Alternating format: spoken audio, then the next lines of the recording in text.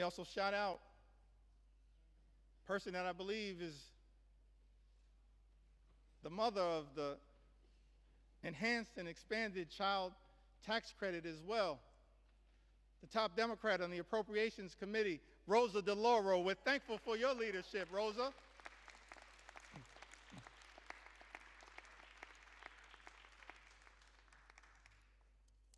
Fighting hard on behalf of the American people. Susan DelBene, a great champion of the child tax credit. She had an amendment, Mr. Speaker, to make the child tax credit fully refundable, covering the 17 million children who are being left behind by the big, ugly bill, and increase the child tax credit for families. Because what Republicans are doing, Mr. Speaker, as you know, in this particular bill, not enhancing and expanding the child tax credit, you are undermining the child tax credit. And Representative Susan DelBene, my classmate, along with Catherine Clark and others, the class of 2012. We used to be the new kids on the block, now we're just the OGs.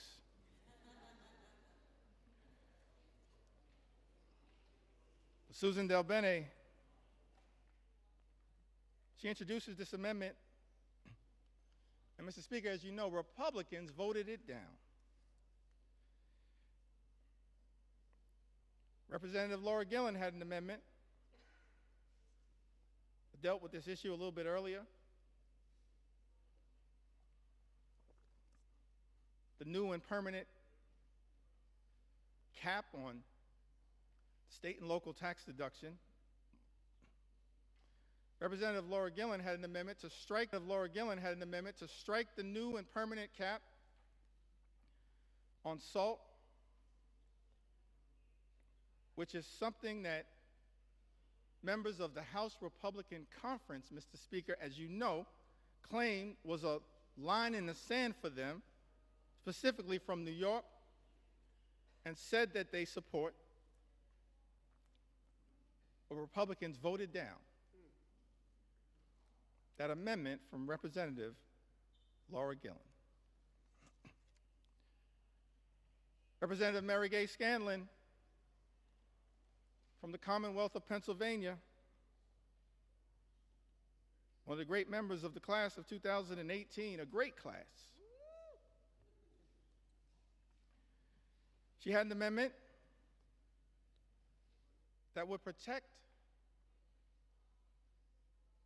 infants, babies, American citizens born in this country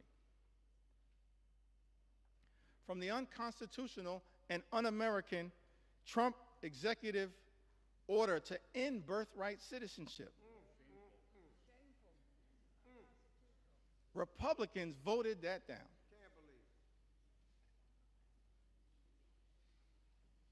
Let me make something clear.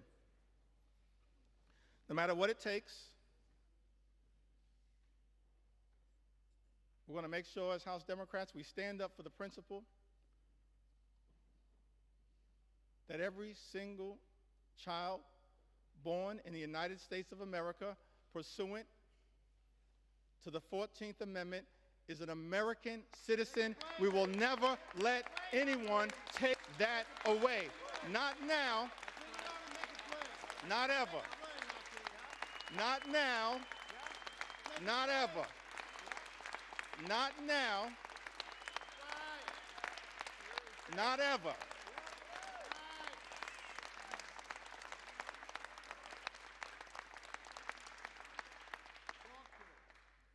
I think Mary Gay Scanlon, I'm appreciative of my big brother, Congressman Greg Meeks, my big brother in the United States Congress. We're a family as House Democrats, committed to working hard, standing up on behalf of the American people. It's an honor of a lifetime to be part of this family.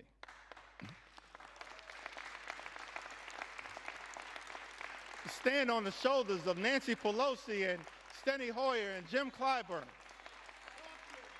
It's an honor to be part of this family. Fight hard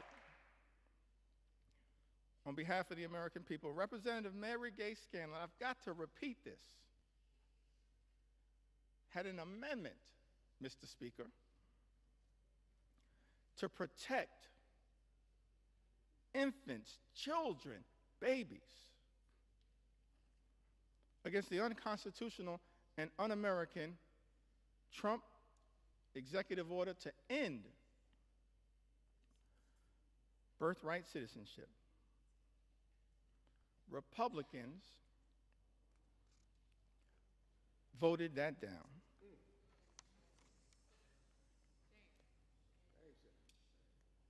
Representative Pramila Jayapal had an amendment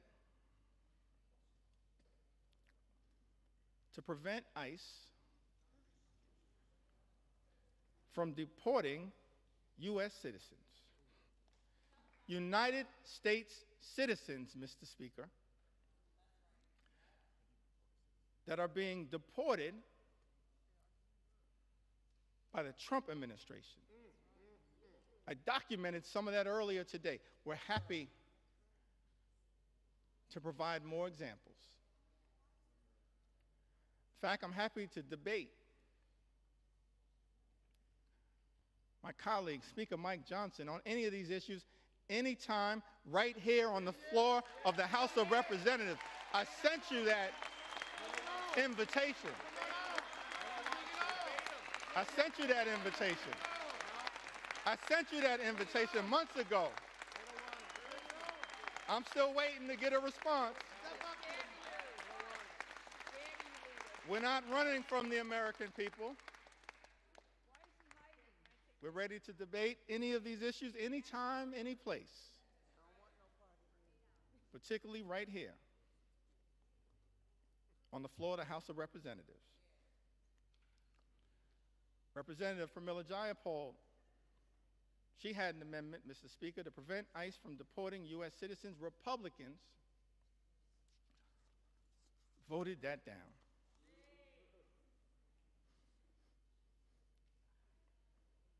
Ranking Member Jim McGovern, and this issue is personal to him. I mentioned earlier, we do this work because we're informed by our own personal experiences.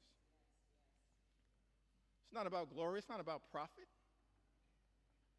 It's about improving the lives of the American people that we're privileged to represent.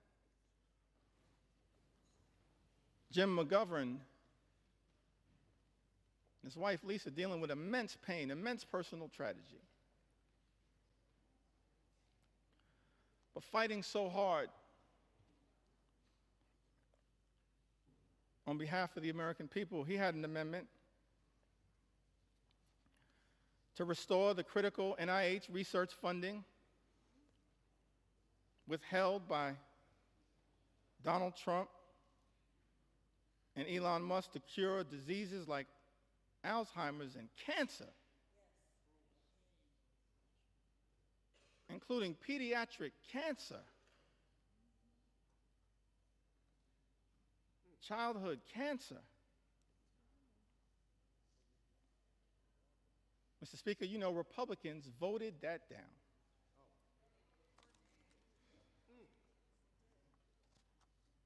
Hundreds of amendments introduced by Democrats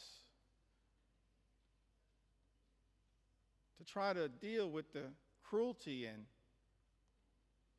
the callousness of Donald Trump's one big ugly bill. Many amendments were offered by Democrats, and Republicans chose not to make these amendments in order. In other words, just ignored them. dismiss their importance. Representative Debbie Wasserman Schultz and Gottheimer offered an amendment that adds a new requirement that the Secretary of HHS certify in writing that the reduction and rescissions made by this act will not affect cancer survivors currently on Medicaid or Medicare. Mr. Speaker, as you know, Republicans dismissed that amendment.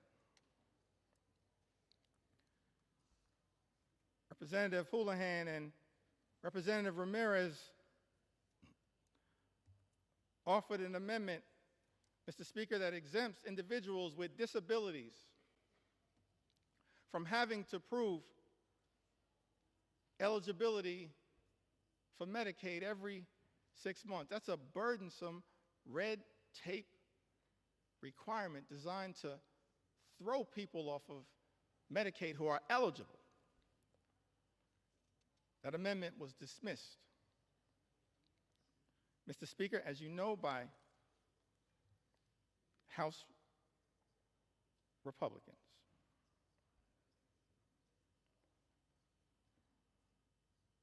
Representative Sarah McBride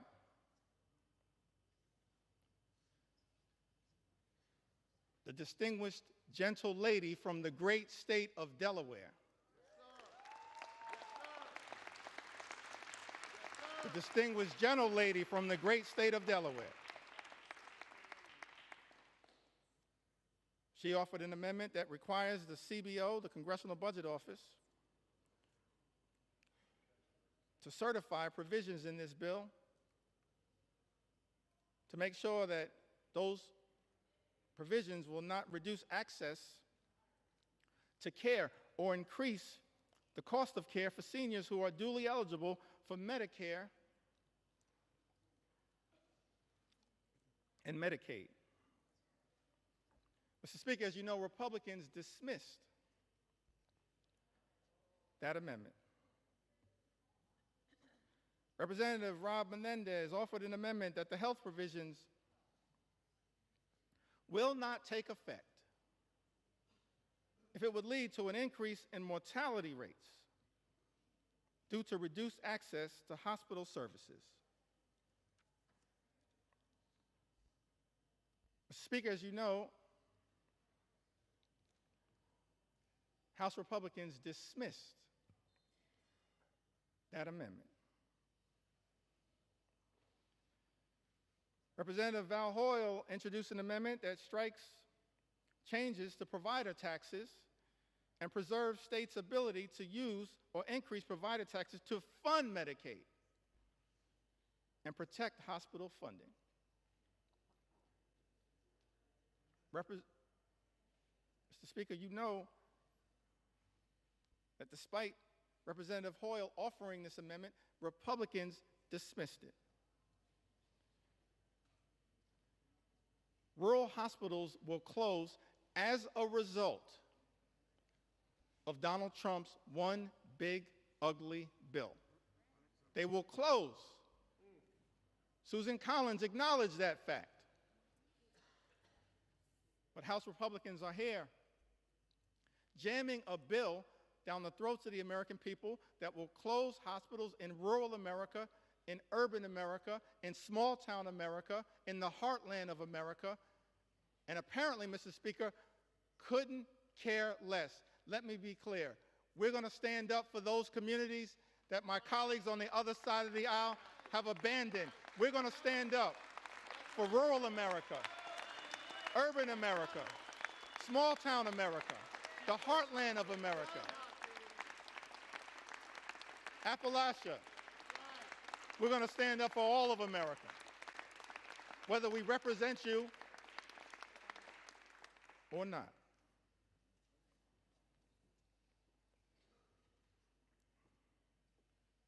Representative Nanette Barragan, one of our co-chairs of Steering and Policy, along with Robin Kelly and DWS, she offered an amendment increasing the hospital stabilization fund. But they had to include in this one big ugly bill this amendment was designed to protect hospitals from closing and expand eligibility for safety net hospitals that we know exist all across America, in every corner in this country. Safety net hospitals that serve a large number of low-income patients, including those with Medicaid. And yet, Mr. Speaker, as you know, House Republicans dismissed this amendment. Amendment after amendment after amendment. The Democrats have introduced to try to relieve the pain that is being visited upon the American people by this one big ugly bill, voted down by Republicans or dismissed out of hand. Representative Costa introduced an amendment to protect those on the low-income heating and energy assistance program who are also targeted by this one big ugly bill. It's part of an effort to ensure that all households on SNAP can continue to qualify. Mr. Speaker, as you know, Republicans dismissed that amendment out of hand, ignored it, did not see fit to take it up. Representative Jill Takuda from the great state of Hawaii, she introduced an amendment trying to prevent the nutrition title of this bill from taking effect. Against USDA can determine that the provisions of this one big ugly bill would not result in material economic harm to farmers, ranchers, and producers. Mr. Speaker, as you know, Republicans dismissed that amendment out of hand. Representative Lloyd Doggett had an amendment to extend tax cuts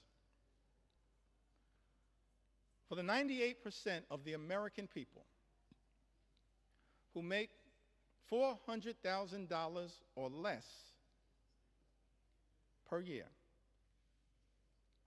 Had that amendment been taken up and passed, it would have cut the cost of this one big, ugly bill by approximately 50%. And we would have been standing up for those everyday Americans who are now going to be hurt by other provisions in this GOP tax scam, this disgusting abomination. Mr. Speaker, as you know, that amendment dismissed out of hand by the House Republican majority. Representative Seth Magaziner from the great state of Rhode Island. He's only in his second term. Somehow he's the dean of the delegation.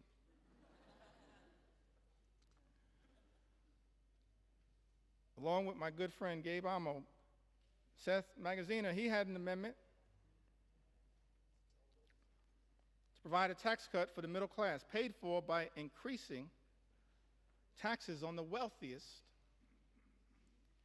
here in this country. Taxes and a tax rate that had previously been at 39%, lowered by the original GOP tax scam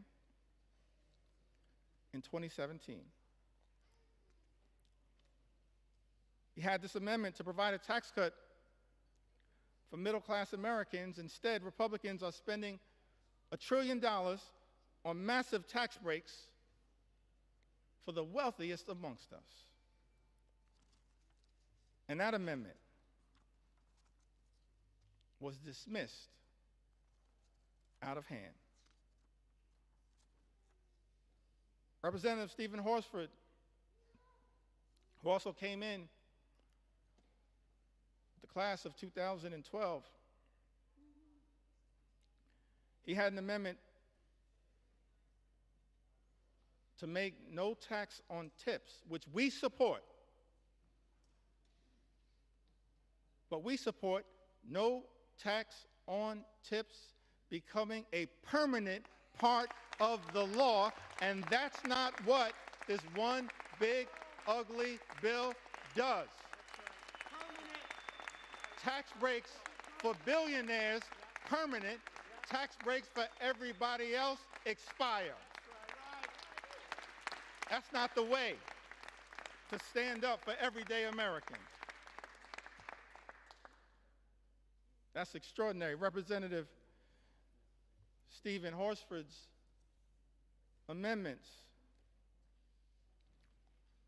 to make no tax on tips permanent and to close loopholes that are in this one big ugly bill. Dismissed out of hand. Amendments introduced by Ranking Member Huffman, Andrea Salinas, Dave Min, Emily Randall, and others, protecting public lands, dismissed out of hand. Amendments on energy introduced by members like Luz Rivas, dismissed out of hand. And I think I'll end this portion of my presentation. Mr. Speaker,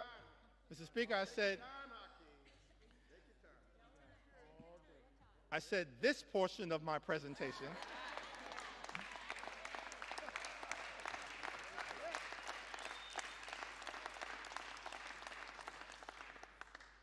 Still got a little more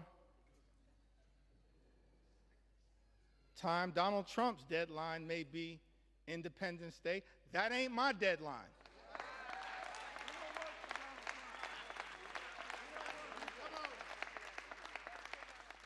You know why? Mr. Speaker? We don't work for Donald Trump. We work for the American people. That's why we're right here now on the floor of the House of Representatives, standing up for the American people. For everyday Americans, for hardworking American taxpayers, fighting hard to make sure that we can live in a country where every American can afford to live the good life.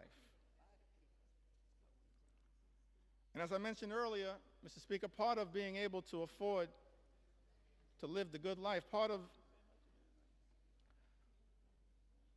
those 5 things that I talked about, which shouldn't be hard to agree upon.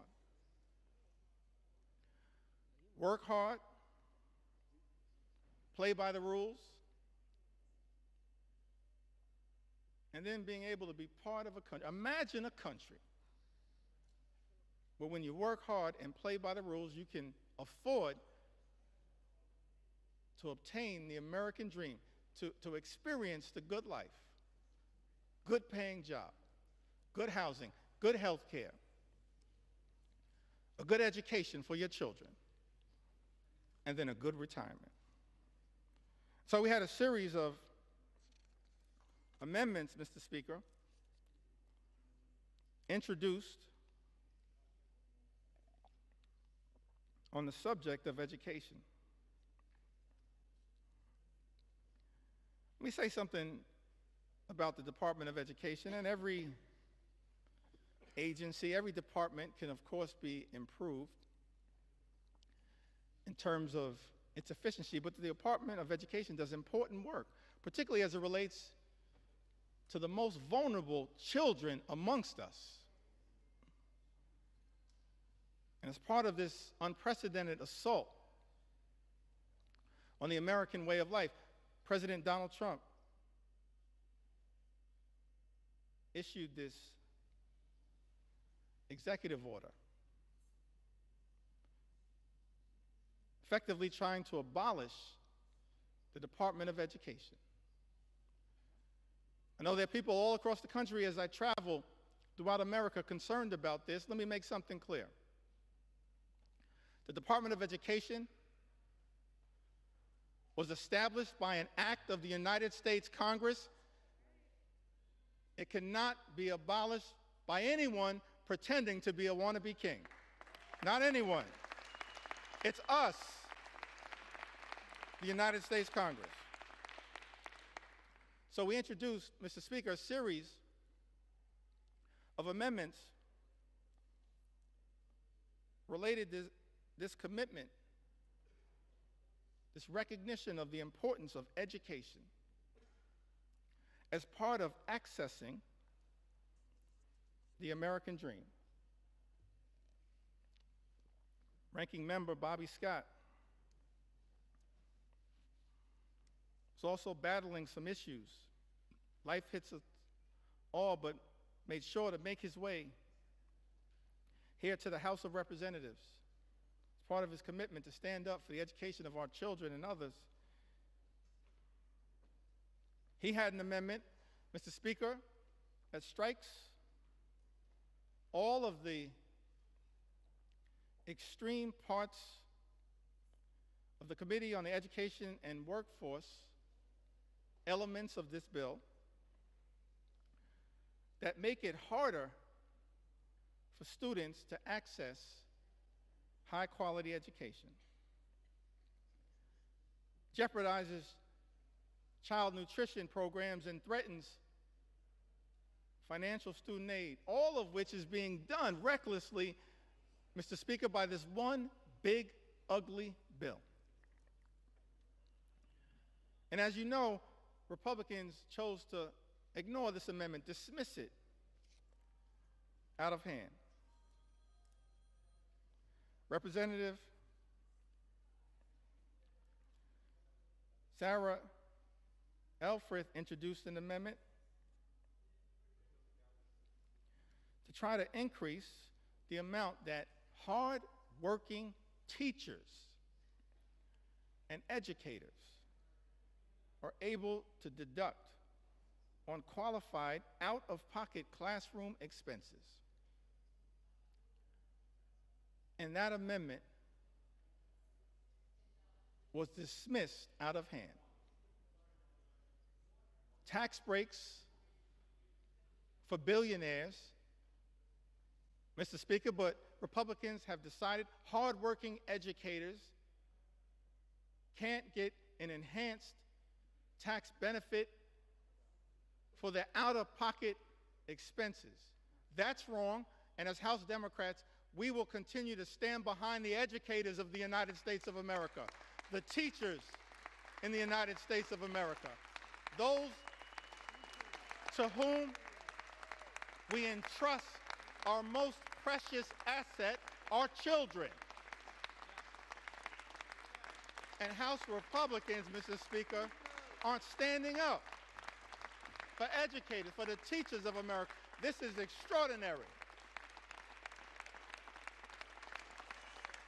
But we're going to continue to stand with our teachers and stand with our public schools all across the United States of America.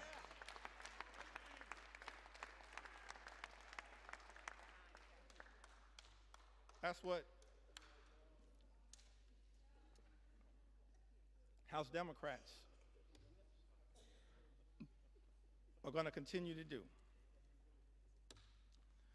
Representative Val Hoyle had an amendment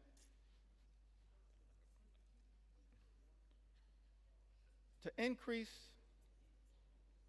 Pell Grant funding, Pell Grant awards that are severely undermined in Donald Trump's one big, ugly bill. Mr. Speaker, it's extraordinary to me that this reckless Republican budget manages to go after blue-collar jobs, organized labor, hardworking American taxpayers who don't shower before going to work, but shower after work, that Donald Trump's one big ugly bill goes after blue-collar, good-paying, prevailing wage jobs here in the United States of America, and then also goes after access to higher education. Representative Val Hoyle had an amendment, Mr. Speaker, increasing Pell Grant awards that are severely undermined in this bill. House Republicans chose to ignore this amendment, dismiss it out of hand.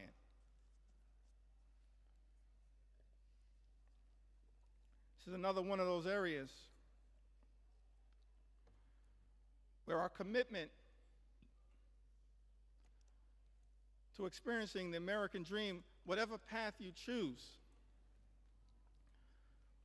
whether that's through career and technical education, as has been the case by many members in their experience or their family experience. Don Norcross, one of our leaders in this regard, Debbie Dingell, others, Mark Pocan, part of the Labor Caucus, leaders in this regard. Mark Pocan, part of the trades movement. Don Norcross, part of the trades movement. Debbie Dingell, so close to the UAW and the trades. This is one of those areas where we also are informed by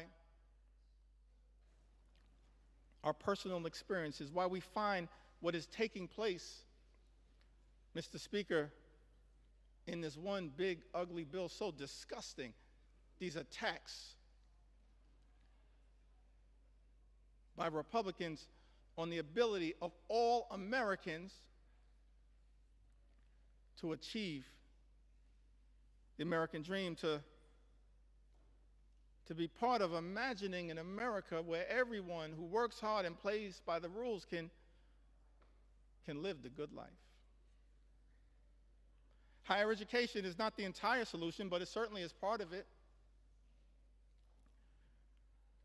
This was taught to me by my grandma Nana. She never had a formal 4-year education, but perhaps she was the wisest woman I've ever known. And she was determined to make sure that her 2 grandsons had the ability, as best she could, to obtain an education that might ultimately, for us, coming out of this working class neighborhood, Crown Heights in central Brooklyn, spending a lot of time in Bedford-Stuyvesant where she lived, on the corner of Putnam and Lewis, right down the block from the Cornerstone Baptist Church. She was determined to make sure that her 2 grandsons had the best opportunity, and in her view, and Grandma Nano's view, that meant access to education. And so, when we were young, she said to my younger brother and I, I'll never forget this conversation. We were in her home in Bed-Stuy. She said that the 2 of you are going to go to elementary school and then you'll graduate. Go to middle school and graduate. High school and graduate. College and graduate. And then she dreamed about us going to graduate school, get a law degree, a PhD, a medical degree, an MBA, some form of advanced education. We were like, Grandma, we're going to be in school our entire lives. And she was so committed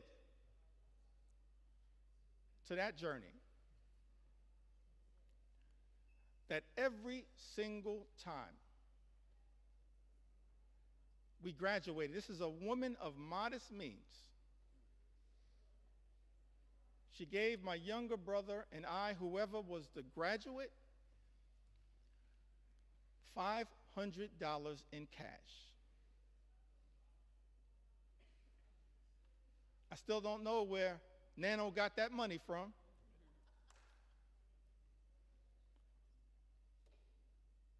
I know it came by her honestly. She saved for it. But it was designed to help incentivize her grandchildren to keep going through all of the obstacles. And Mr. Speaker, I made the mistake one day of telling that story, this $500 incentive, in front of my two sons. And they said, Dad, you've been shortchanging us our entire lives. Access to education is a part of the journey for many of us. Shocking to me that this one aspect, not the only aspect, this one aspect that Thomas Jefferson, the author of the Declaration of Independence, once articulated, the father of the University of Virginia, Ben Franklin, the father of the University of Pennsylvania, others saw an important role for enlightened education as just one path that we as House Democrats are trying to protect, while also making sure that every single hardworking American can get the type of career and technical education if they choose that path to experience the American dream. Mr. Speaker, as I perhaps approach the end of this particular journey,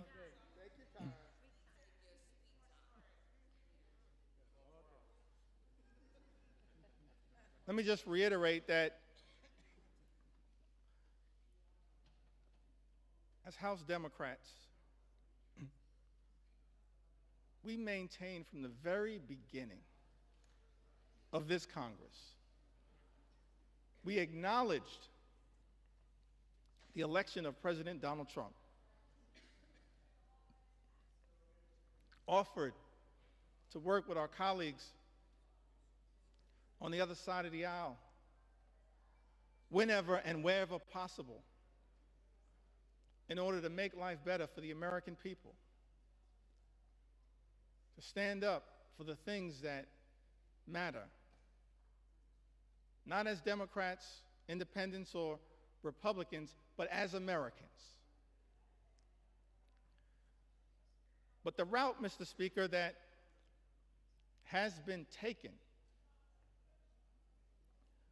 by House Republicans is to go it alone and to try to jam this one big ugly bill filled with extreme right-wing policy priorities down the throats of the American people. That's why, in good conscience, we can't stand here, Mr. Speaker, and support this effort, this one big ugly bill that hurts everyday Americans and rewards billionaires with massive tax breaks. America is too expensive. Housing costs are too high. Grocery costs are too high. Childcare costs are too high. Energy costs are too high. Insurance costs are too high. America is too expensive. President Trump and House Republicans promised to lower costs on day one. Mr. Speaker, but costs aren't going down, they are going up. The policies unleashed by the Trump administration have been so chaotic, so all over the place, so much uncertainty has been created that the economy is being run off track, and nothing has been done to lower the high cost of living.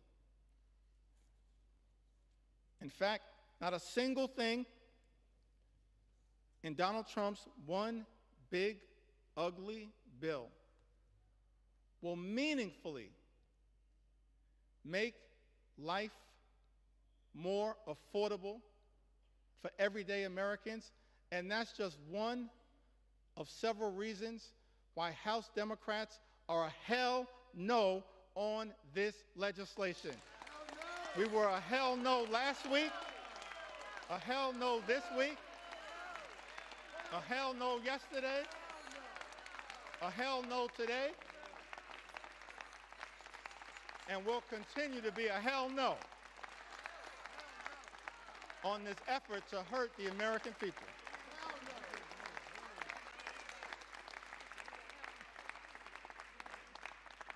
And I note for the record, Mom, hell is in the Bible.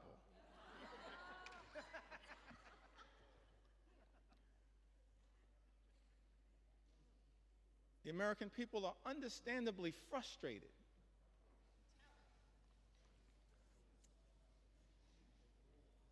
by the high cost of living. Yes, they're frustrated by the unprecedented assault on the American way of life, on our democracy, on the rule of law, on due process, on health care, on Social Security, on nutritional assistance, but it's my sincere hope that we can find a path forward to actually address for the American people some of the underlying sources of their frustration. The fact that people, far too many people, you've heard the stories, Mr. Speaker, and that's just a fraction of the stories that have been shared with us, members of the United States House of Representatives. Just a fraction of the stories that I've been able, on behalf of House Democrats, to enter into the record. They're frustrated by a lot of the things that have gone on in this country since January 20th. I'm frustrated by a lot of what has gone on, disgusted by a lot of what has gone on, Mr. Speaker, in this country since January 20th. We are better than this. But it's also important, one of the things that I hope, Mr. Speaker, we'll be able to address at some point is the source of the underlying frustration.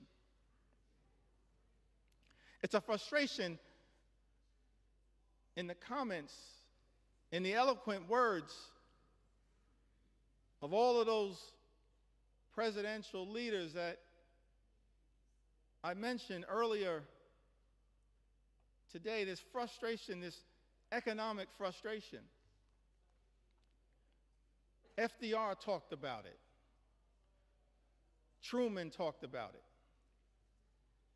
Kennedy talked about it. Johnson talked about it. Carter talked about it. Clinton talked about it.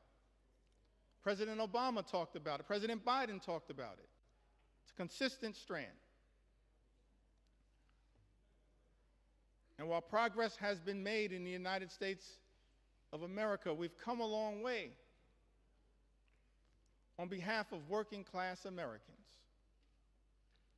There is still a way to go to ensure that in this great country, hardworking American taxpayers don't simply work hard and play by the rules just to survive, barely paycheck to paycheck, but are able to actually thrive. That's the America that we should all commit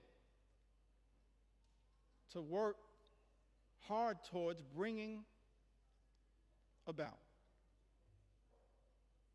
Good paying job, good housing, good health care, good education for your children, and a good retirement. A fair shot at achieving the American Leap. A good retirement, let me reiterate it for the record, that means,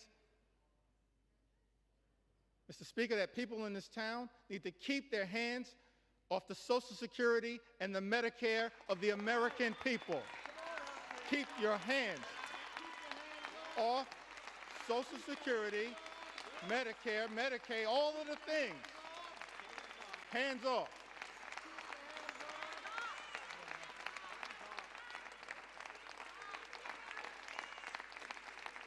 And one of the many reasons why we strongly oppose Donald Trump's one big ugly bill is because it will result in the largest cut to Medicare, sets in motion the largest cut to Medicare, more than $500 billion by some estimations in American history. The American people understandably frustrated, not for years, but for decades, that far too many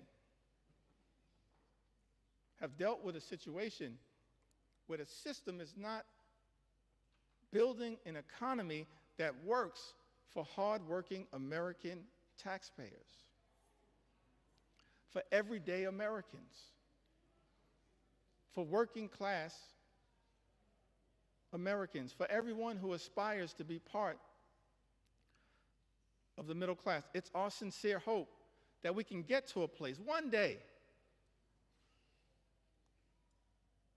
perhaps in a bipartisan way, not connected to this extreme and reckless, dangerous, partisan bill, this one big, ugly bill that will hurt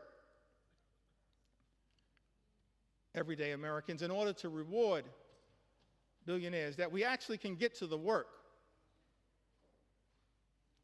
of lifting up everyday Americans, because the deck has been stacked against you for far too long. And that's not the America that the American people deserve. And part of the challenge, part of the problem, part of the issue as to why we find ourselves, everyday Americans, in this situation, it's because of the dominance of special interests in this town.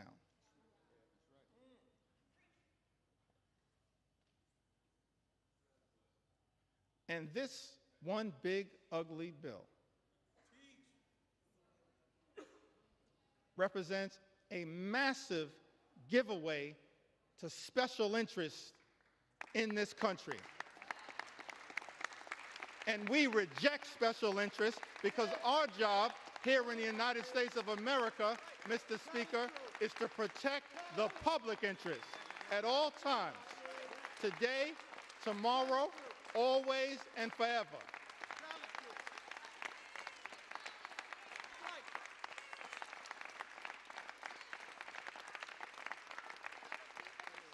Extraordinary to me, Mr. Speaker, that you got folks in this town talking about draining the swamp. Guess what? You are the swamp.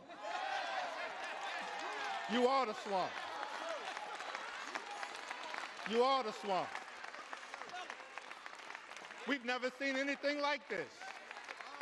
The type of corruption that has been unleashed on the American people and has poisoned, Mr. Speaker, this bill.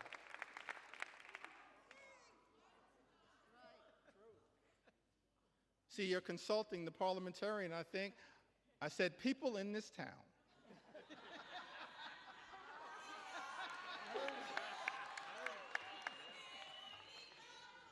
I'm thankful that my grandmother saw fit to have her grandson educated.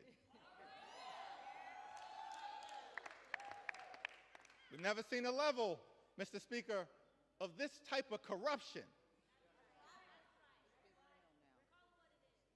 unleashed on the American people that has made its way into this one big ugly bill. Extraordinary levels of corruption in this town. Unleashed on the American people. Corruption on steroids would be an understatement. In terms of what the American people are now being subjected to. So one of the things we look forward to changing in this town, I want to make this commitment, House Democrats. We are committed to making sure that we end corruption once and for all in the United States of America, in corruption in Congress, in corruption at the Supreme Court, and in corruption with the administration. That's part of our agenda, an anti-corruption agenda. That's what the American people deserve. That's what we as House Democrats are committed to bringing about. The exact opposite, Mr. Speaker, of what we see in this bill. We're going to present to the American people an anti-corruption agenda, the likes of which have never been seen. Because it's too much. Fundamentally, it undermines the ability of government to deliver for everyday Americans. You see that politics, at the end of the day, is about the management of public money. That's why we need everyday Americans to participate in your democracy. Because politics, at the end of the day, is about the management of public money. It's about how taxpayer dollars are going to be managed. And what's extraordinary about this one big, ugly bill is that what we see, Mr. Speaker, is the management of public money, all of it being done in this highly partisan way. is not designed to serve the best interest of the American people. It's being managed, Mr. Speaker, in this GOP tax scam, this disgusting abomination, this one big, ugly bill. The management of taxpayer money being misused and abused to hurt everyday Americans in order to reward billionaires with massive tax breaks. That's a dereliction of duty, mismanagement of public money. It's an abuse of the privilege that all of us as members of the United States Congress have. And so one of our promises to the American people as we look toward the future, we will always be stewards of your money to make sure that we are allocating taxpayer dollars in a way designed to lift up the American people, not tear the American people down. That's the type of Congress that the American people deserve. The public interest over special interest. The public interest over special interest. The public interest over special interest. That's one of our promises to the American people. And we're going to work hard to earn your trust as we move forward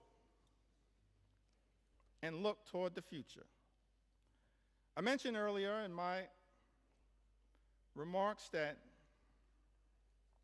I wanted to talk a little bit about faith.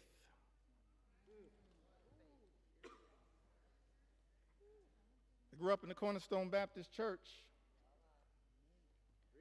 Faith is the substance of things hoped for, the evidence of things not seen. We walk by faith, not by sight. You just have faith the size of a mustard seed. You can move mountains. We come this far by faith. Can't leave this floor, Mr. Speaker, without talking a little bit about faith. Talk about faith. Talk about faith. And I use faith in the broadest sense of the word. Proud of what we are in this country: Jewish faith, Muslim faith, Hindu faith, Buddhist faith, Christian faith. All faiths. That's the interesting thing. This rush to jam this reckless bill down the throats of the American people, all of it somehow connected to our 249th birthday that we're going to celebrate tomorrow, July 4th. A journey launched by the Declaration of Independence, and ultimately this principle embedded in the First Amendment around the importance of faith, but also at the same time the importance of separating church and state. It's all in the First Amendment as interpreted by the Supreme Court. Don't have time, I think, to really deeply go into it, but you've got...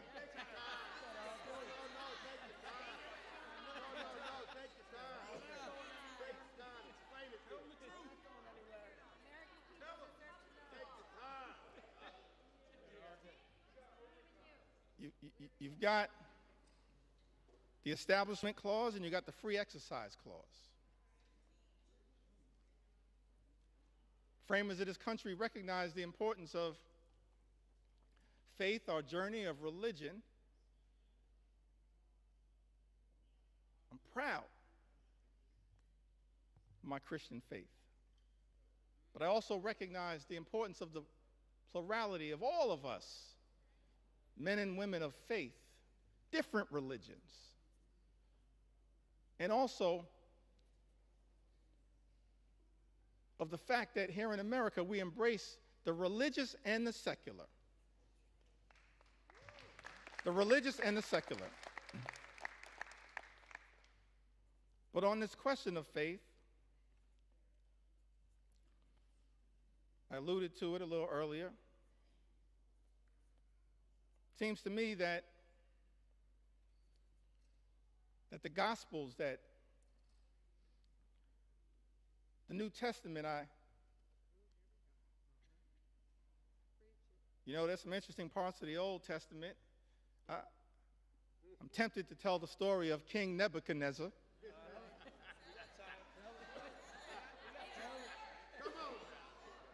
Mr. Speaker, a lot of parallels to what's going on right now. But I'm gonna focus at this moment on the New Testament prescription, the Gospels. I think it was mentioned earlier by one of my colleagues. I think Don Beyer mentioned it earlier. Matthew, the 25th chapter, verses 35 and 40. I think it's important that at this time, in this moment, in this debate, before I leave the floor of the House of Representatives, that this scripture be entered into the congressional record. For I was hungry, and you gave me something to eat. I was thirsty, and you gave me something to drink. I was a stranger, and you invited me in. A stranger, and you invited me in. E pluribus unum, out of many, one. I needed clothes, and you clothed me. I was sick. I had medical problems. Maybe I needed Medicare or Medicaid or the Affordable Care Act or the Children's Health Insurance Program or Planned Parenthood. I was sick, and you looked after me. I was in prison, and you came to visit me. We have a right as members of Congress to visit people who are detained. It's not just in law, it's right here in Matthew.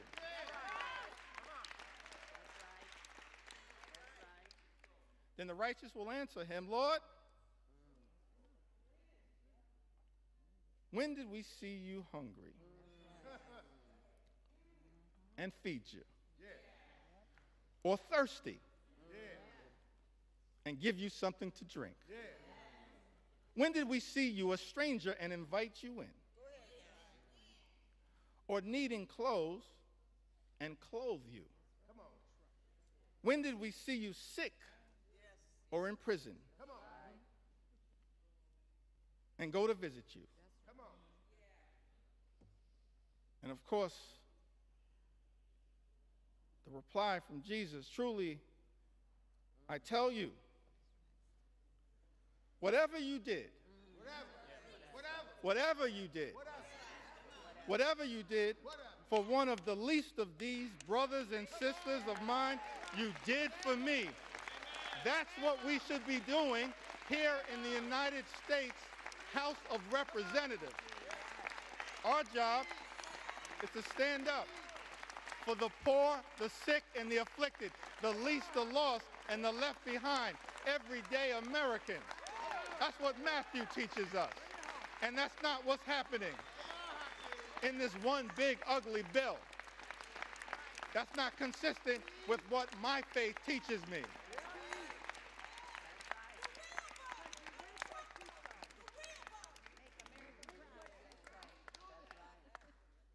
I'm not down with this situation. I'm not down with this situation.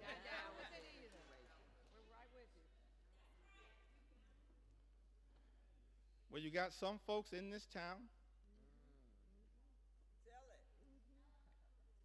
They go to church.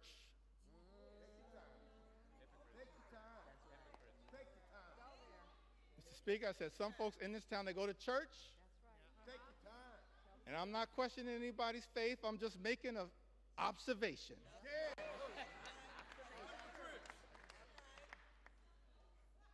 Got some folks in this town, they go to church and they pray on Sunday. P-R-A-Y. And then they come to Congress and pray P-R-E-Y on the American people. I'm not down with that kind of faith.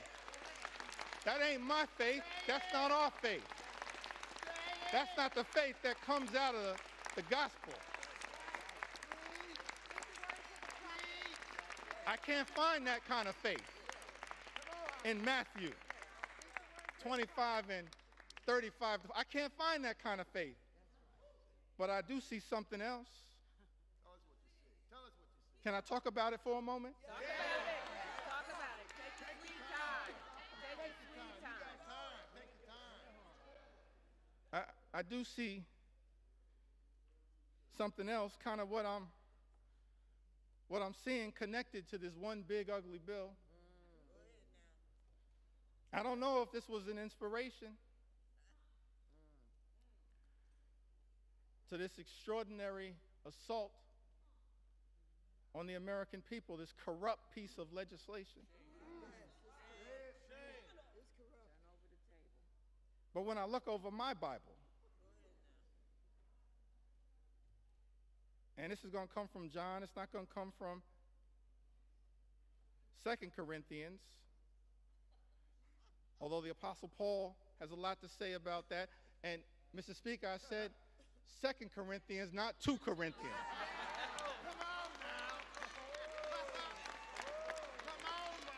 I don't know who I'm talking about, but if you're going to sell the Bible, you should know the Bible.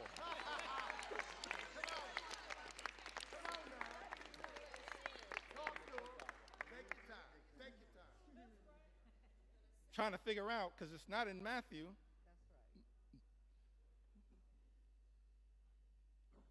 right. 25, 35 to 40, but I did see something in John. Go ahead now. Tell us what you saw. Tell us what you saw. John 10 and 10. This frightens me in this moment that we're living in. It says the thief comes only to steal, kill, and destroy. It's incredible to me that we're here dealing with a piece of legislation literally that steals money from everyday Americans, from hardworking American taxpayers, steals money from Medicaid, Medicare, the Affordable Care Act, supplemental nutritional assistance, steals money from Pell Grants, from the education of our children, from energy assistance programs. Thief comes only to steal and kill. I don't say this lightly, Mr. Speaker, but we stand behind this point. That when you try to take health care away, what this bill does, taking health care away from everyday Americans, more than 17 million. This unprecedented assault on Medicaid, on the Affordable Care Act, on Medicare, on children's health insurance. what you effectively are doing, hurting everyday Americans, hurting children, hurting women, hurting older Americans, seniors, people with disabilities. Nursing homes will close. Tell them what they're doing. Hospitals will shut down. Let them know what they're doing. Community-based health clinics Tell them. unable to operate. We're actually here debating legislation, Mr. Speaker, that will result in tens of thousands of everyday Americans losing their lives Tell them what they're doing. because of the inability to get health care that they now have Tell them. and is being ripped away Let them know. from them. John 10:10, the thief comes only to steal Steal. and kill Kill. and destroy. All-out assault on the American people. All-out assault on health care, the economy, Social Security, Medicare, Medicaid, nutritional assistance, veterans, farmers, law-abiding immigrant families, small business Tell them. owners. All of the things that we've spent some time on this House floor talking about, that this bill is trying to destroy. Destroy the American way of life. Make it plain. Can't find anything in the Bible and the New Testament, certainly not in Matthew 25 and 35. Matthew 25, the 35th chapter, and all the way through the 40th verse, but somehow I happened upon John 10 and 10. And thinking about this one big ugly bill. The thief comes only to steal, kill, and destroy. But America is a resilient nation. We're an exceptional nation. We're a strong nation. We've been through turbulence, trials, and tribulations. And we always somehow have found a way to make it through. Because of the resilience, Mr. Speaker, of the American people. So whatever happens today as it relates to this one big ugly bill, if my Republican colleagues decide that once again, Mr. Speaker, you're simply going to make the decision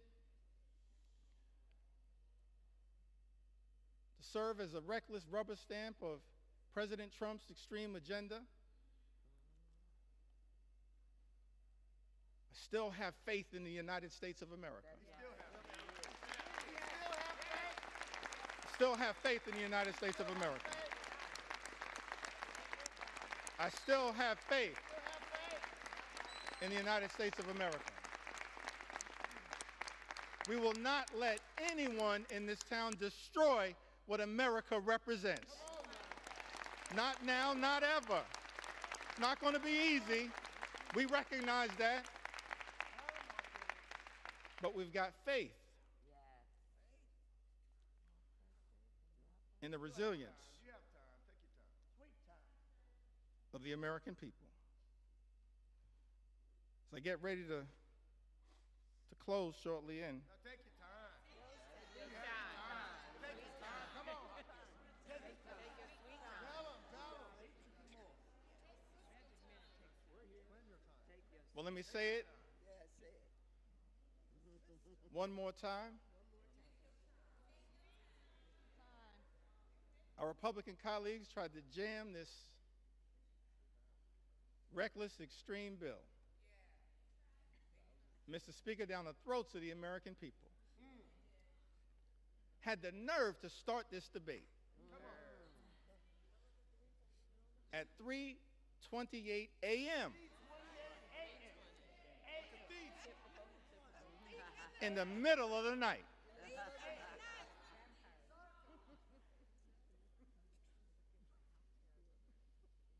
But we made clear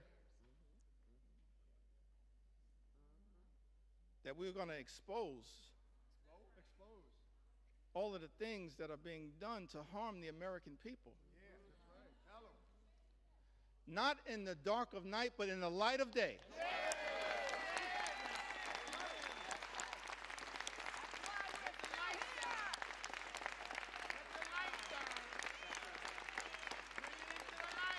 This little light of mine, we're going to let it shine on behalf of the American people.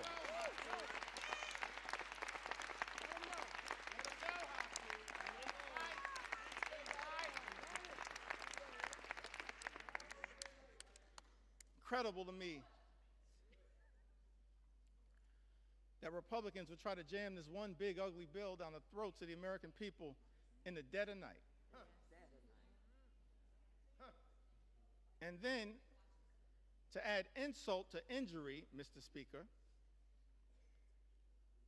allocate 15 minutes. 15 minutes to each side on the committees of jurisdiction. 15 minutes to the Ways and Means Committee on each side. 15 minutes to the Budget Committee. That's extraordinary. But I'm thankful, I'm appreciative of all of my colleagues who stand behind me.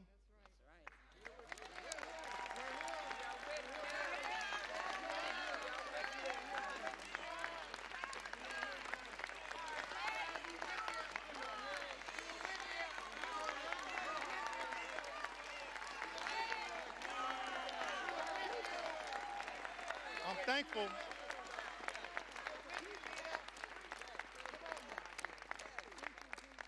Thankful to all of my colleagues for their commitment, their courage, their conviction, standing up on behalf of the American people to deliver, hopefully, what is a message of concern, but also a message of hope. That's right. Hope. We got to fight a lot of battles on behalf of the American people. It's not over. Fighting a lot of battles on behalf of the American people. This is just one of them. This one. But we wanted to make sure that the American people had an opportunity to fully and more completely understand, in the light of day, just how damaging In the light. this one big, ugly bill will be to the American people. And I plead with my colleagues on the other side of the aisle, Mr. Speaker. I really plead with my colleagues, inspired by some of the framers of the Constitution, the great scholars, the great thinkers, conceived of this incredible journey that we've been on in the United States of America, creating separate and co-equal branches of government, recognizing that in this country, part of the gift that we were given by the framers of the United States Constitution, no kings, no dictators, no monarchs, separate and co-equal branches of government. This is the Article 1 branch of government. Mr. Speaker, James Madison, he once made the observation in his view in one of the Federalist Papers that at its best, Congress should function as a rival to the executive branch. That was James Madison. Article 1, branch of government, the House and the Senate. We're not here to bend the knee to any wannabe king.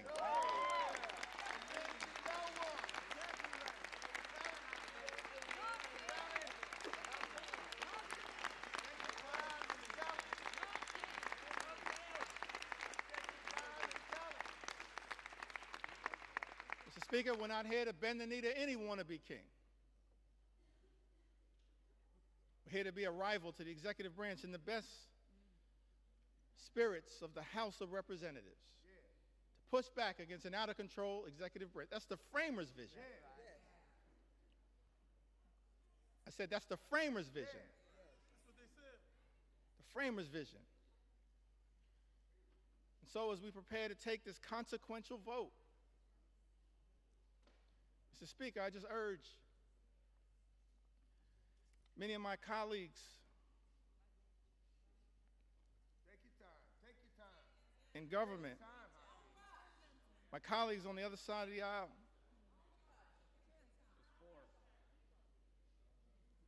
Mr. Speaker, we don't work for President Trump.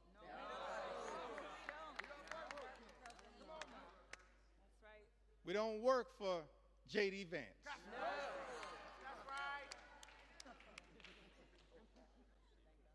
We don't work for Elon Musk. Mr. Speaker, as all of us prepare to cast this vote, I hope my Republican colleagues will come to the conclusion that we work for the American people.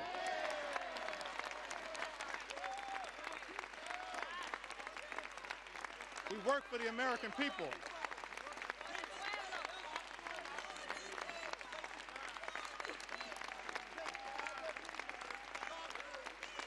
We don't work for any president. We work with American presidents.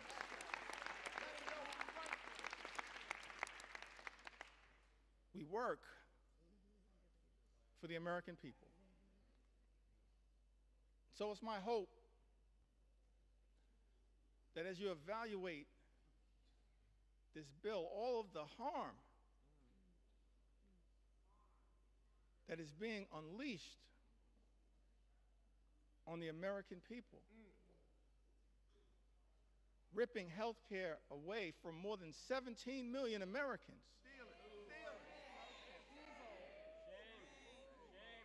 effectively ending Medicaid as we know it, shutting down hospitals, including in rural America, in districts, Mr. Speaker, that my colleagues on the other side of the aisle represent. That's right.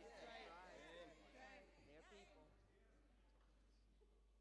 Nursing homes closing. 1 in 4 nursing homes, Mr. Speaker, will close as a result of the attack on Medicaid and Donald Trump's one big, ugly bill. Mr. Speaker, this is extraordinary. This assault on everyday Americans, assault on children, veterans, seniors, people with disabilities. It's incredible to me. All of this in this one big, ugly bill. Take your time. Ripping food away from children, literally ripping food out of the mouths of hungry children, hungry veterans, and hungry seniors. Mr. Speaker, that's not America. We're better than that.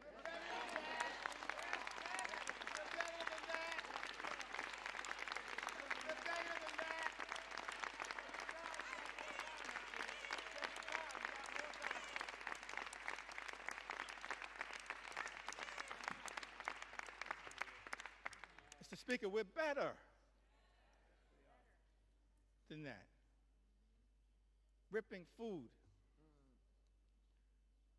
out of the mouths of vulnerable Americans. That's extraordinary that's what we're doing. Extraordinary. And all of this is being done. This unprecedented assault on everyday Americans is being unleashed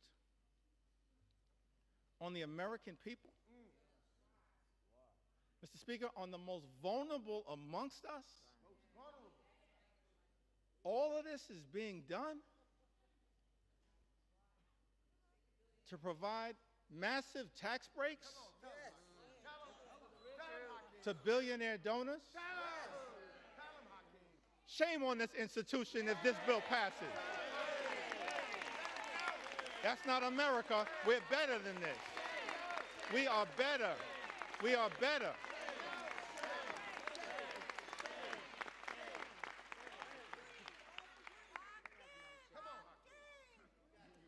We are better than this. I think that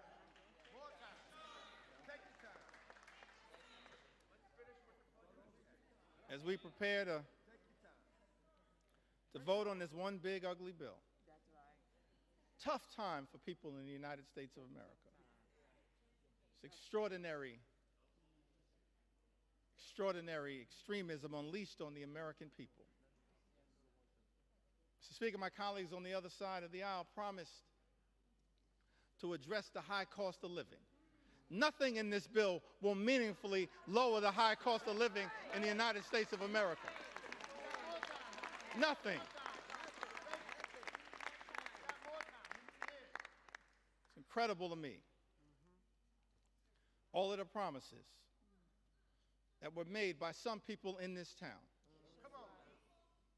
That the top priority was going to be to lower the high cost of living in the United States of America. And then, all of last year, ran away from Project 2025. Come on. Acted like it didn't exist.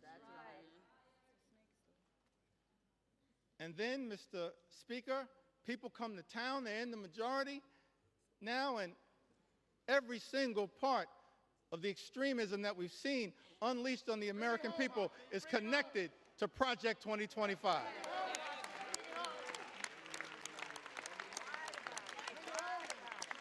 Every single part.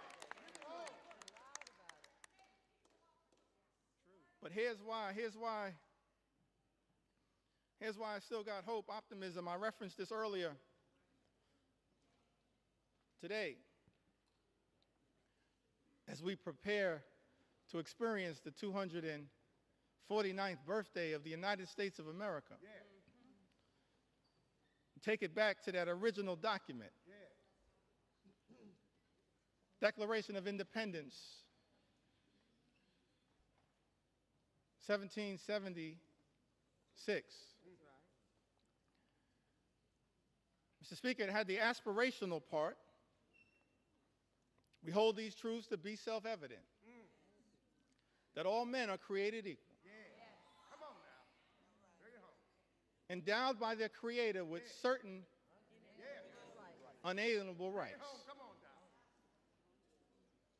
that among these are life, liberty, and the pursuit of happiness. Come on. That's the aspirational part of the Declaration of Independence. And as House Democrats, we're committed, no matter what it takes, to bring that about. Imagine in America where everyone who works hard and plays by the rules can live the good life, afford to live the good life. Good paying jobs, good housing, good health care, good education for your children, and a good retirement. That's what House Democrats are fighting for. That's the aspirational part of the Declaration of Independence, to bring that to life, the pursuit of happiness.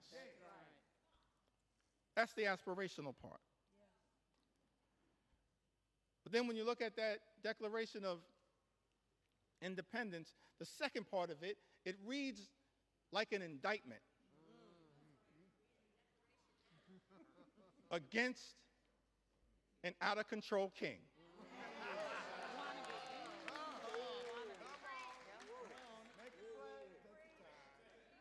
Reads like an indictment against an out-of-control king. I commend all Americans, perhaps sometime tomorrow, I'm going to do this myself, read that document in its entirety. And why was that indictment issued? I think it was because the framers of this great country, they were fed up with Project 1775. And so they implemented Project 1776. So I know that there are people concerned with what's happening in America, but understand what our journey teaches us is that after Project 2025 comes Project 2026. And you will have an opportunity to end this national nightmare as part of Project 2026. I love the framers. They gave us a blueprint for what should give us hope in this moment. That's right. I think that I want to close by referencing Take your sweet time. someone who we all serve with. I want to stand on the shoulders,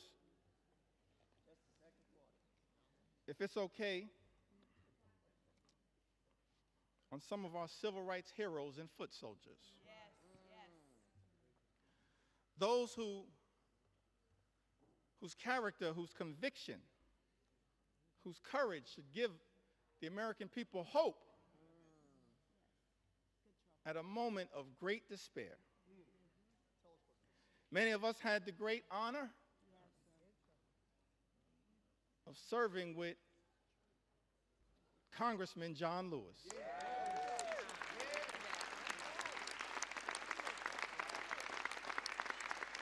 The great honor, Mr. Speaker, to serve with Congressman John Lewis. And I came across something that John Lewis said in June of 2028, that hopefully, no matter what the outcome of this vote, will give people some hope. Great John Lewis said, "Do not get lost in a sea of despair. Be hopeful. Be optimistic. Our struggle is not the struggle of a day, a week, a month, or a year. It is the struggle of a lifetime." That's our struggle. No matter what, Mr. Speaker, you decide to do today, that's our struggle. Standing on the shoulders of John Lewis, that's our struggle. Never, ever be afraid to make some noise and get into good trouble. Good trouble. Good trouble. Necessary trouble. Standing on the shoulders of giants. John Lewis would often talk to us about his admiration for Dr. Martin Luther King Jr. Dr. King, who would refer to John Lewis as the boy from Troy. The boy from Troy. Now, what's interesting to me That civil rights movement, we can learn a lot from it. Started December of 1955. And Rosa Parks sat down on that bus so that all of us could have the courage to stand up. Wasn't an easy struggle. All the odds were stacked against these civil rights heroes and foot soldiers. And during the early days of the movement, a difficult part of the movement, Dr. King, after they've been targeted, arrested, beaten, harassed by the authorities,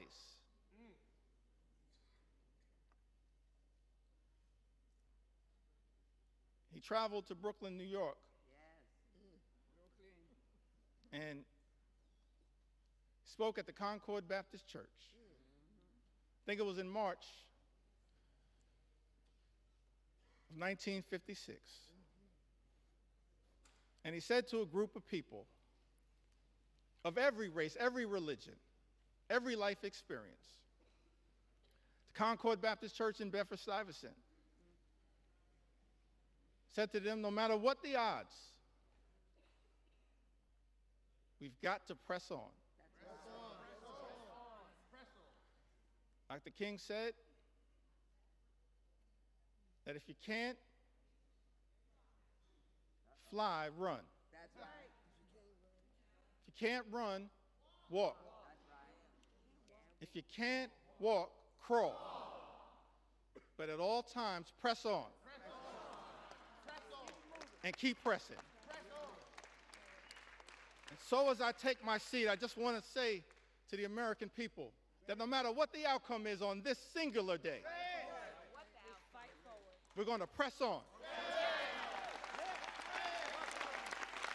We're going to press on. We're going to press on.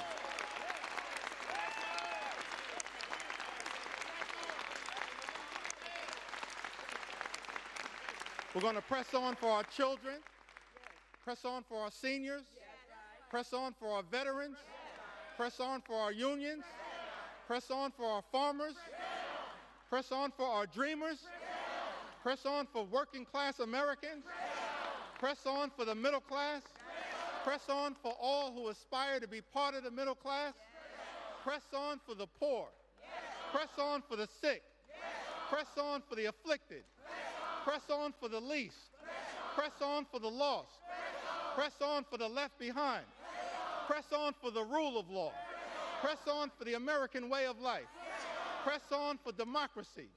We're going to press on until victory is won. I yield back.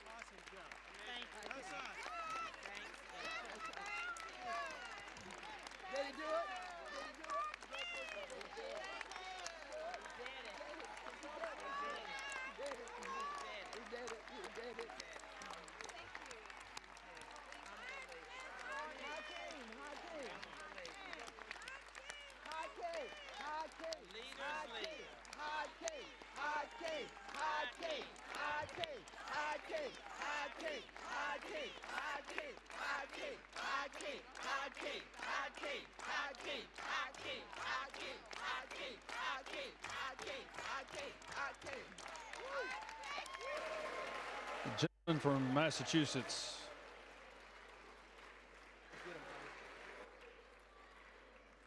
You don't need to take an hour. This gentleman from Eight Massachusetts. hours. Gentleman I from think it's, Massachusetts. Mr. Speaker, I think it's fair to say the leader has done his part. I have no further speakers. I yield back our time. Gentleman from Massachusetts yield.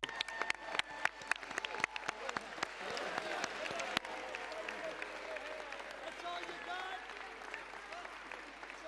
Gentleman from Missouri is recognized for 1 minute. You have 2 minutes remaining.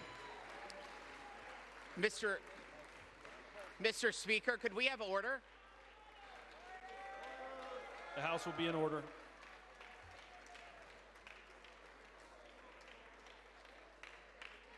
The House will be in order, please.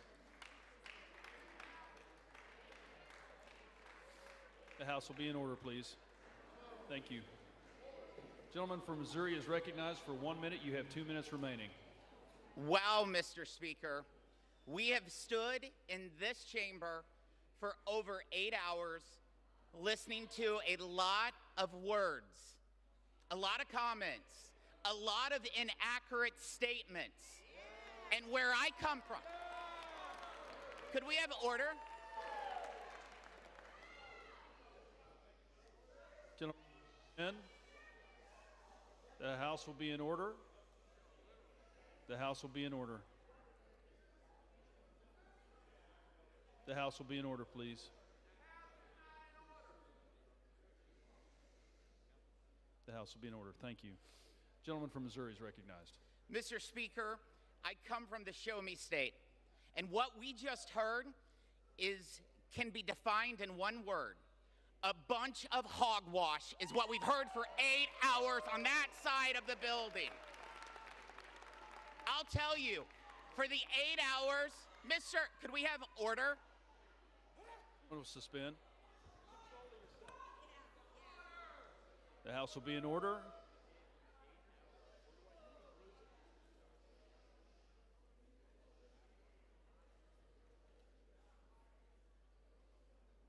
Thank you. He's recognized. Mr. Speaker, the 8 hours of hogwash that we just heard will not change the outcome that you will see very shortly when we deliver historic tax relief for working families, small business owners, and farmers. Mr. Look. Yeah. Mr. Speaker, I yield 1 minute to our great Speaker of the House, Mr. Mike Johnson.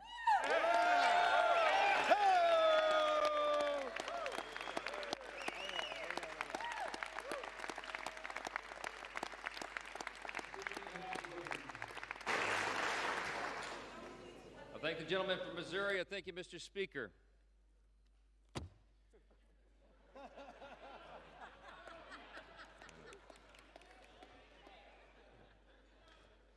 You know, Ronald Reagan said one time that no speech should be longer than 20 minutes, and unlike the Democrat leader, I'm going to honor my colleague's time and be a little more brief than that, all right?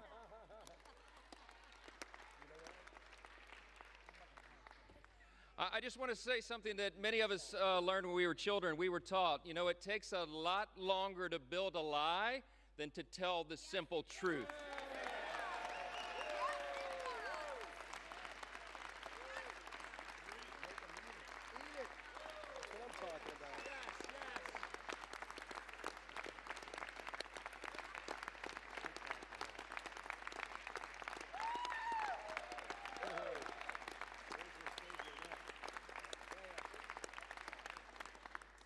My friends and colleagues on both sides of the aisle, we've waited long enough. Some of us have literally been up for days now. But this day is a hugely important one in the history of our nation. We have a big job to finish, and that's why we're here on the week of July 4th, just a day before now, America's birthday. It was on that fateful day, as the Democrat leader acknowledged, that our founders pledged their lives and their sacred honor to this grand experiment in self-governance that we are now here to steward. It's an experiment that falls to us to guard and to protect it. We take that very seriously on this side of the aisle. In just a few moments, we will remind the world why the American experiment still endures today and why its best days are still ahead of us. Yeah.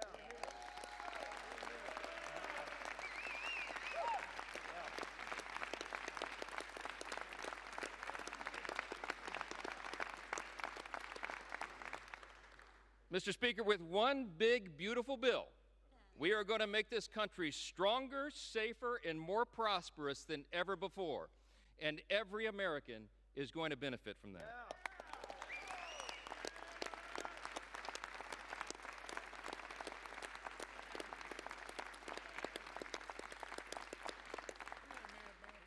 Today, we are laying a key cornerstone of America's new golden age. Now listen, we have a few words of gratitude first. Scripture's been cited a lot this morning, I think mostly out of context, but what I will say,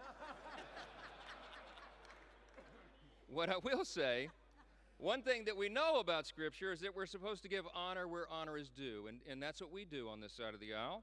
I want to thank every single member of the House Republican Conference for their pouring their time and their heart and their expertise and experience into this process. I want to thank all of our amazing staff members, all of them. Yes.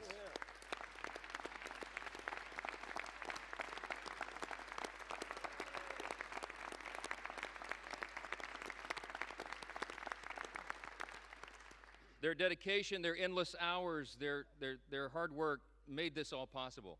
I want to thank the White House Office of Legislative Affairs, who have basically lived with us now for the last few weeks. Their patience and persistence and their professionalism is greatly appreciated.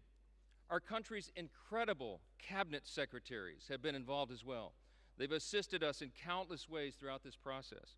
Our Vice President, J.D. Vance, helped us navigate so many dire straits along the last several weeks through the House and the Senate. And of course, our bold, visionary, fearless President, Donald J. Trump.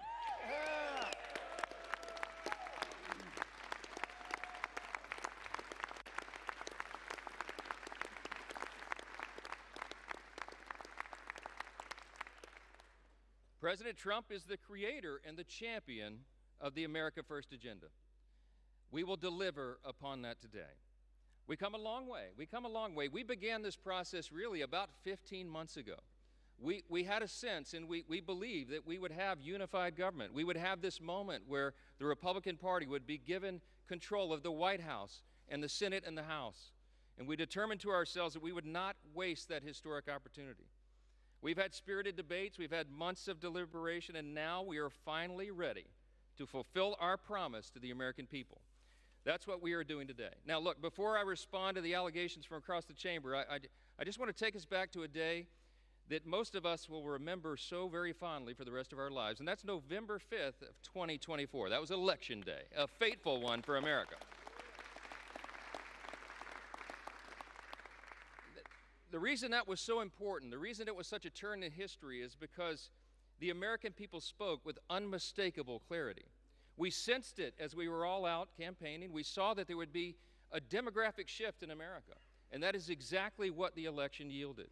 We, in our party, had a record number of Black and African American voters come to the Republican Party. We had a record number of Hispanic and Latino voters come to the Republican Party, a record number of Jewish voters and union workers and suburban women and urban voters. They came out in record numbers to join the Republican Party and the America First agenda with President Trump.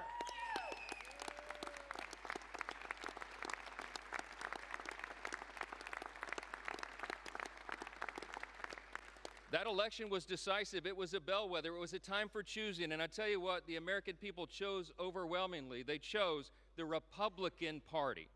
And the reason they did that, they didn't come hesitantly. They came with hopeful anticipation. You know why?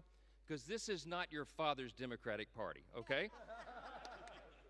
They went so far, full speed to the far left. And their radical, woke, progressive agenda, that nonsense that they tried to push on the people, was rejected by the people. Yeah.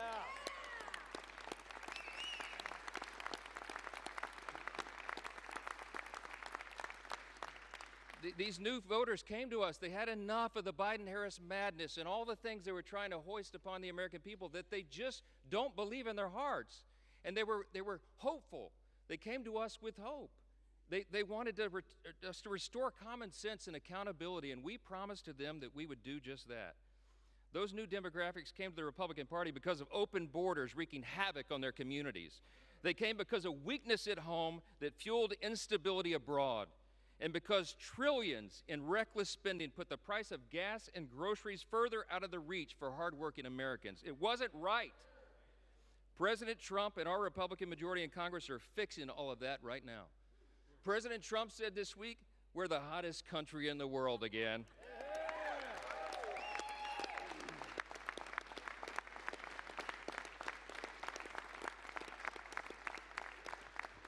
My friends, that is an objective truth. Hey, listen, how about all the wins for the president and this party? Here's just a sample from the last 2 weeks. The headline today will be, the one big beautiful bill passes the Congress, okay?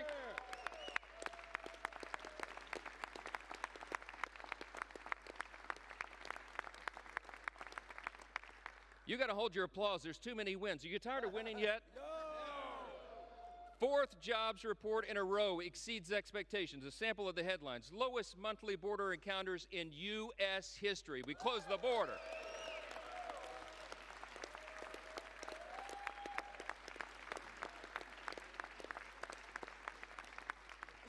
Last couple of days, a new trade deal with Vietnam and all the countries of the world, around the world lining up for that. UPenn agrees to ban biological men from women's sports.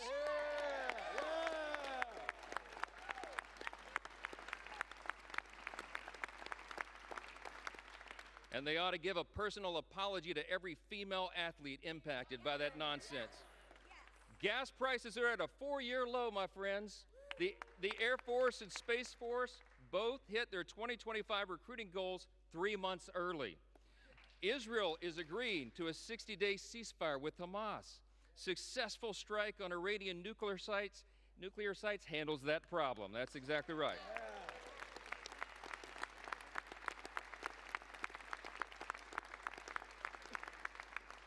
Strength is back. America's back. It's resulted now in a ceasefire deal between Iran and Israel. The NATO countries are increasing their defense spending, not just 2%, 5% of GDP, okay?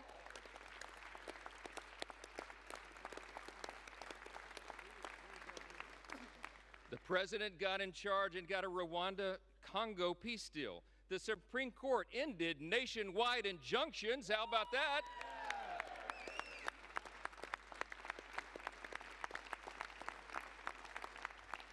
That conservative majority on the Supreme Court also allows third country deportations. We've had a record high stock market, and we're signing a China trade deal. That's just the last 2 weeks. It's the last 2 weeks.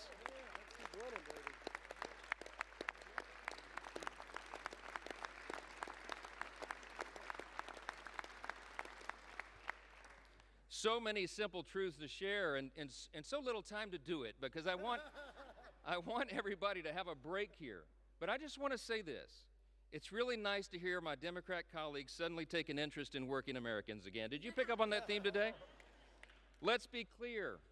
Working Americans stopped trusting Democrats a long time ago. That is a fact. They're looking to this side of the chamber. They're looking to the Republican Party and our principles to deliver the relief and the reform that they have long demanded and they most certainly deserve. This big, beautiful bill fulfills all the promises of the America First agenda. It is the people's bill. It is made for and shaped by the most diverse coalition of American voters in American history.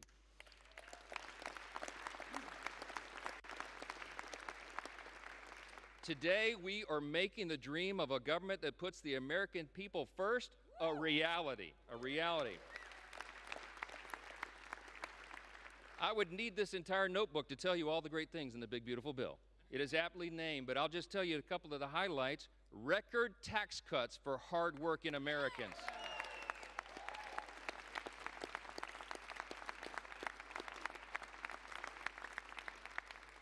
Historic savings at the same time to end reckless spending.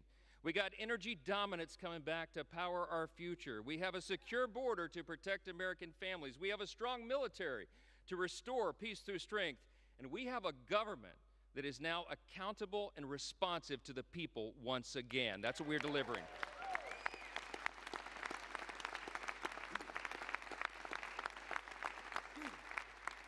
For everyday Americans, this means real, positive change that they can feel, and they will feel much more when this bill is done. Families back home will have real relief, an average of $10,000 in their pockets, thanks to the largest working and middle-class tax cut in the history of this great nation. That's what we're doing today.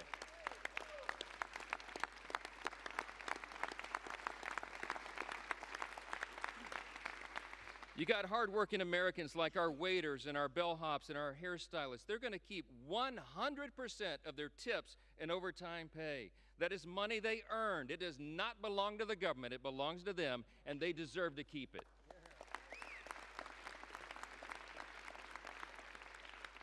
Small businesses that want to build and expand new factories, you know what they can do now? They can write off 100% of their investment. That will have us a lot more building. Young families who want to buy a home will be able to, thanks to historic savings that will put our country on a stronger financial footing. Pregnant women, children, seniors, single mothers, the disabled, and the low-income Americans among us receiving Medicaid and SNAP will have the peace of mind of knowing that we've made these safety nets stronger with our reforms.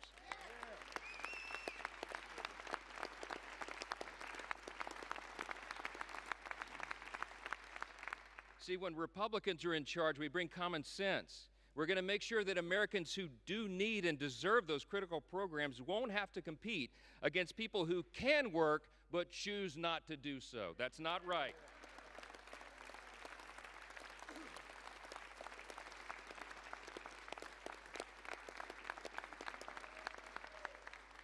This bill is going to put fairness back in the system. We are returning to common sense. We're returning to what is good and decent that people know in their hearts, and that's why they support it.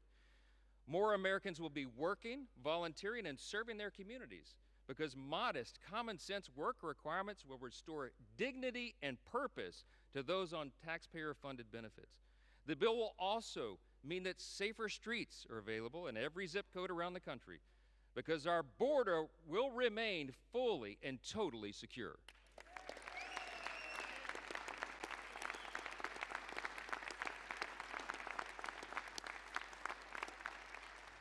The Republican Party stands for law and order, and this is the side that stands with law enforcement, the brave men and women who are on the front line.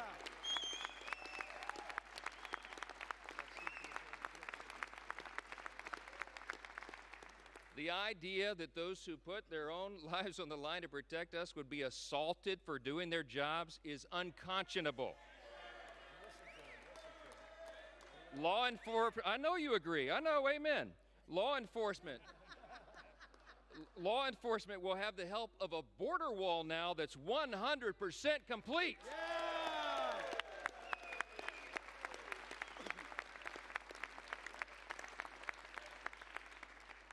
Our immigration enforcement officers will get a boost from more manpower and resources and detention space so that detained illegal aliens are not released back into the streets like they were for the last 4 years.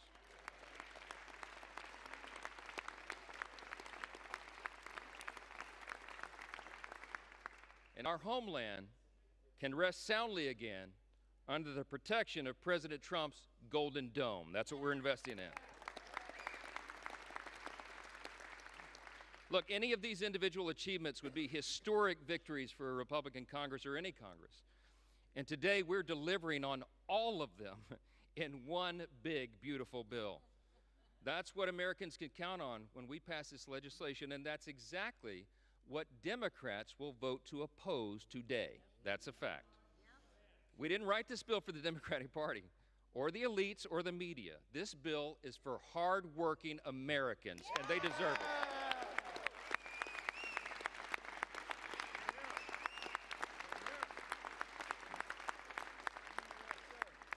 I'm gonna just say this as plainly as I can. This is a simple truth. If you're for a secure border, safer communities, and a strong military, this bill is for you.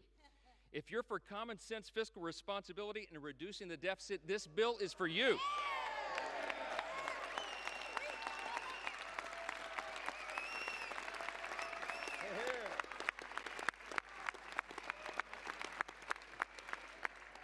If you're for fair and lower taxes, bigger paychecks, affordable gas and groceries, and restoring dignity to hard work, this is the bill for you.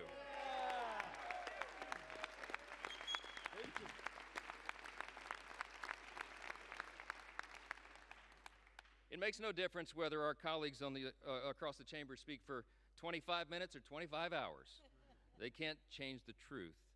And today was about performance for some of them. But today for us is about results. Results that improve the lives of Americans, regardless of their race, religion, color, or creed. It does not matter.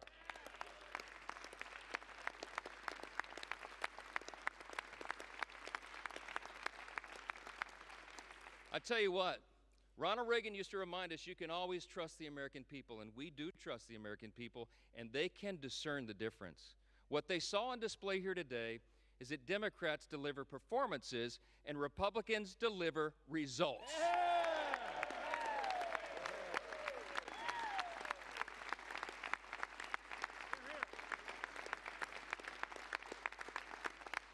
Today, my friends, we are ready now. We are going to deliver what we were sent here to do, and every American will benefit from it. In 1793, just steps from where we stand today, President George Washington laid the first cornerstone of the United States Capitol. Over 50 years later, on July 4th again, members of this body gathered once again to lay a second cornerstone. Once more on July 4th, at the height of the Cold War, Congress laid a third cornerstone. And this week, with this vote today, on our nation's birthday being tomorrow, we lay a fourth. With this bill, we can vote as stewards of that great legacy that we have inherited in this extraordinary nation that we are blessed to live in. We can lay another sturdy foundation for the future of this country, a future where working Americans can feel relief, where government can finally start living within its means again, and where the United States is safer, stronger, and more prosperous than ever before. That's right. Now, I'm going to say this as they mock America and mock everything and mock the bill. We'll see how the people feel about that.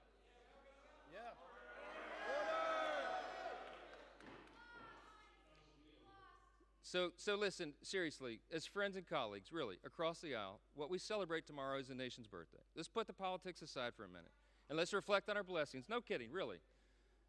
Tomorrow is the 249th birthday of our nation, and that's right.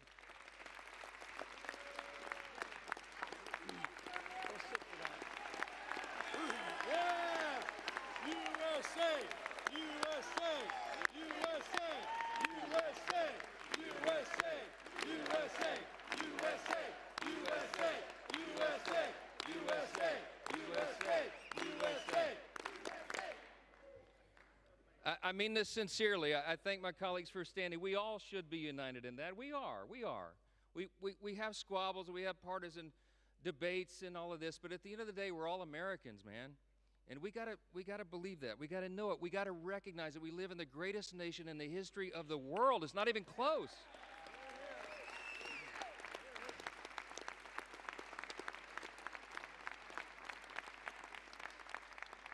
My friends and colleagues, we are so blessed. We should not take it for granted. We live in the most free, the most successful, the most powerful, the most benevolent nation that has ever been on the face of the earth. And there's a reason for that. The reason that we are the greatest nation is because we were built on the ultimate foundation. And the bold declaration that my friend Hakeem Jeffries articulated earlier is true. We unite under that. The bold declaration that we do hold these truths to be self-evident. What is a self-evident truth? It's something that's obvious.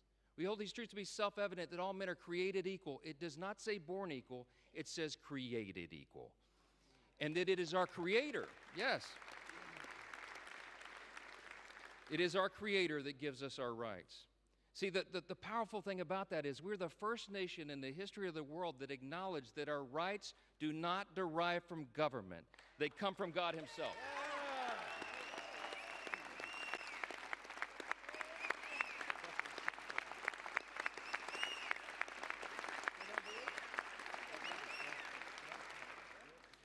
You see that those words up there, that motto. It says, "In God we trust," right above the speaker's rostrum. You know, a previous Congress put that there in the early 60s in the height of the Cold War. There's a little visitor's guide that people get when you do tours late at night. You've probably seen your constituents and visitors and friends get the guide. If you turn, I think it's about to page 21. It explains why that's there. And it says, Congress voted to put that there as a rebuke to the Soviets' worldview at the height of the Cold War. Why? Because communism, socialism, find their root in Marxism. And Marxism begins with the belief that there is no God. It's wrong.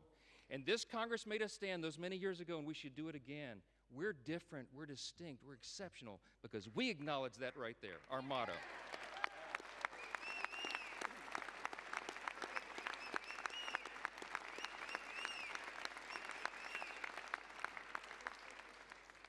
It doesn't say in government we trust.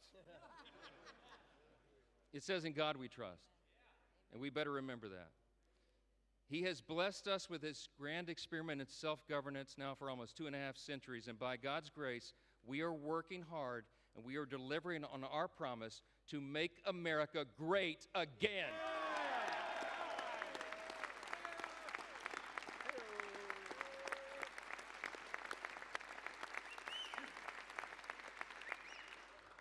This is without a doubt the most important vote of this Congress, and I think this may be the most important vote that any of us take in our entire lifetimes. And everybody better remember it, however you vote today. My friends, the President of the United States is waiting with his pen. The American people are waiting for this relief. We've heard enough talk. It's time for action. Let's finish the job for him. Vote yes on the bill.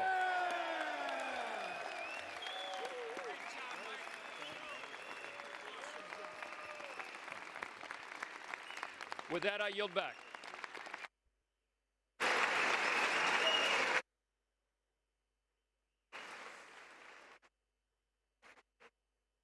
The gentleman yields, and all time for debate has expired.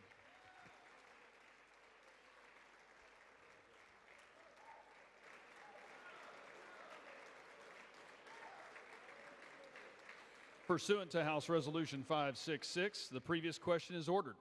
The question is on the motion by the gentleman from Texas, Mr. Arrington. All those in favor say aye. Aye. Those opposed, no. No. The ayes have it. The motion is agreed to. For what purpose does the gentleman from Massachusetts seek recognition? Ask for a recorded vote. Vote is requested. Those favoring a recorded vote will rise. A sufficient number having risen, a recorded vote is ordered. Members will record their votes by electronic device. This will be a 15-minute vote.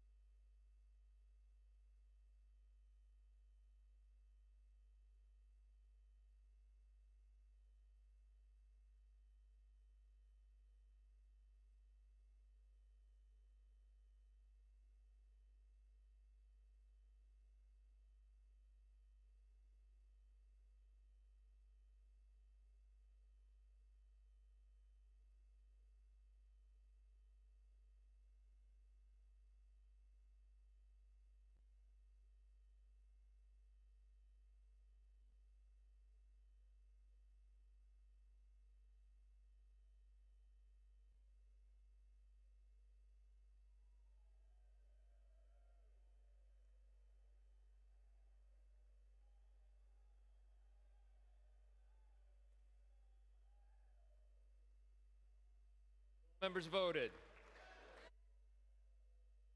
Or wish to change a vote? No.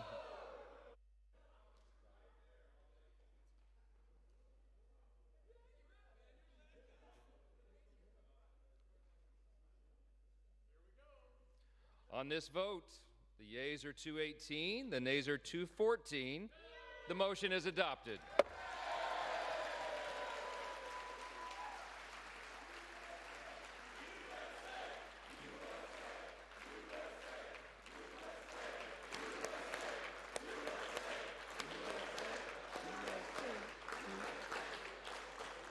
Without objection, the motion to reconsider is laid on the table.